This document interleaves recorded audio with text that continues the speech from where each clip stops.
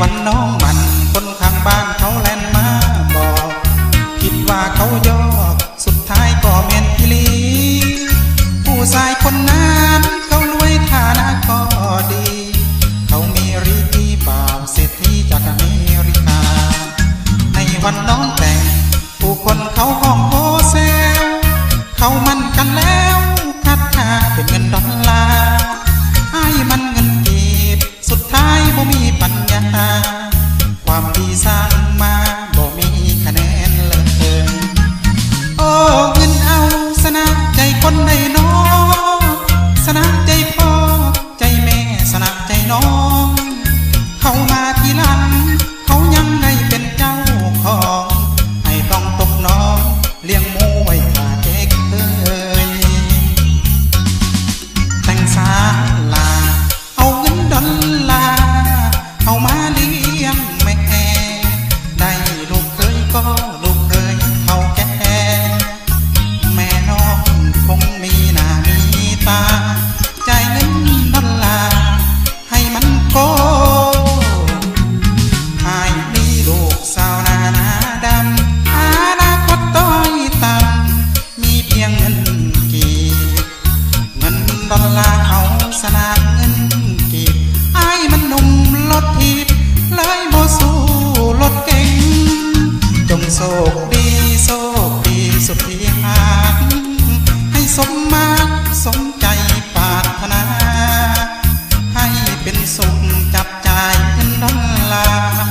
ให้ขอลาไปตามทางคนจน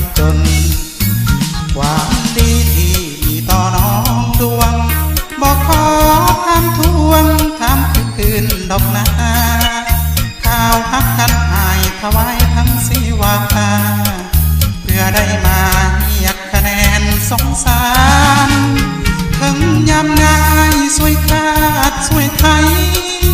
แดดจะไม่ฟ้าจะห้องไห้บ่สนนี่ละน้อหัวใจคนหาคนอายบ่สนฟ้าจะห้องฝนตกคำนำใจให้ทุ่มเทให้บ่มีความหมายมันแฟนมันเป่าสู้นำเงินของเขาบ่ได้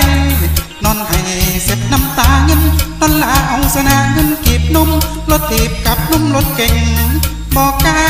ไปเสิ่งสู่เขาได้จะลืมเล่าเอาสุราแก้ปัญหาก็แค่นั้นนาลืมใดก็สวเขาถามใจตนเฮ็ดอย่างใดจะลืมเขาละครบทเศร้ายังเป็นเงาหลอกล้อมหัวใจอยากจะบวชเป็นพระห่มผ้าเหลืองคนทั้งเมืองเขาจะเย้ยเอ่ยควันเอา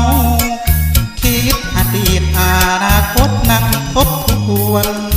ขาดเนื้อนวลไอ้นี่คงบ่ทักทายเอาเวลานี่แหละลืมน้องจนไปมันคงจืดคงจางลืมนางไปเทื่อละน้อยใจค่อยลืมบอกกับใจก็ให้ลืมเขาลงบอกตรงๆก็ยังคิดหอดเขาขอเอา